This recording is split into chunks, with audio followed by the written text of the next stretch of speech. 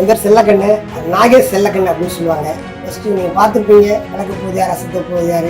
ஆனால் இப்போ கடந்த 10-15 வருஷமா ரொம்ப கஷ்டம். நிகழ்ச்சிகள் முன்ன மாதிரி இல்லை. இப்போ வந்து நான் வாடகை ஆட்டோ தான் ஓட்டுவேன். வாடகை கொடுத்து இந்த குடும்பத்தை பார்த்து அதை பார்த்து என்னால் முடியல.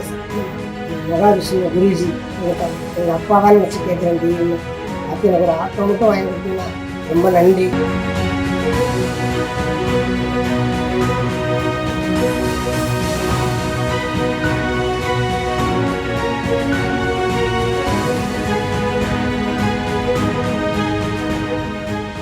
ரொம்ப நாள் ஆசைப்பட்ட ஒரு விஷயத்தை இறைவன் வந்து அற்புதமா ஏற்பாடு பண்ணிருக்காரு.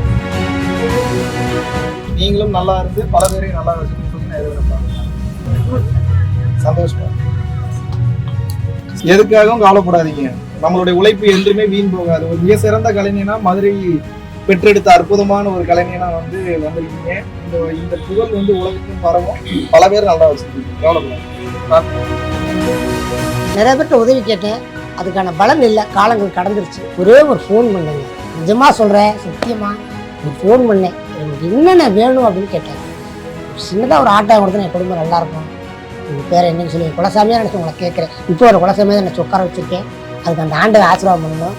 கரெக்டாக ஒரு வாரத்தில் உங்கள் டீம் தொடர்ந்து அதை ஃபாலோ பண்ணி இன்றைக்கி வரை அதை ரெடி பண்ணி சொல்லிக்கிட்டே இருக்கலாம். நிறையா சேவைகள் செய்யணும்.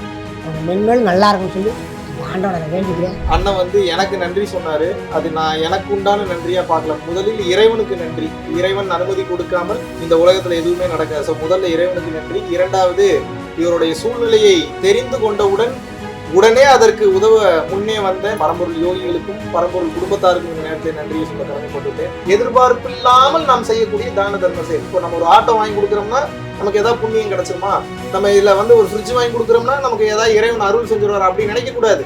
கொடுக்கிறதுக்காக தான் நம்ம பிறந்திருக்கோம் அப்படின்றத புரிஞ்சுக்கணும். இறைவன் இந்த 6 அறிவை கொடுத்திருப்பதற்கு காரணம் பிற உயிர்களின் மீது நம் கருணை காட்டுவதற்காகத்தான் நம்ம வந்து பிறந்திருக்கிறோம்.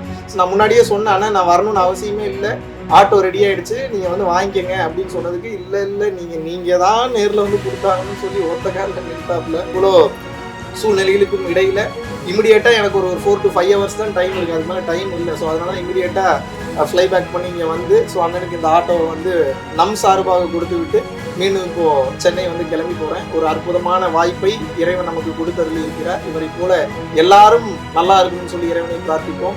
எல்லா வளமும் நலமும் பெற்று வாழ வேண்டுகிறேன். குருகடாட்சம். நல்லதே நடக்கும், நல்லதே நடக்கும். பாதகம் செய்பவரை கண்டால் நாம் பயங்கொள்ளலாகாது பாப்பா. மோதி மிதித்து விடு பாப்பா, அவர் முகத்தில் உமிழ்ந்து விடு பாப்பா. அண்மை செய்திகளை உடனுக்குடன் தெரிந்து கொள்ள இணைந்திருங்கள் இயம்நாடு தொலைக்காட்சியுடன்.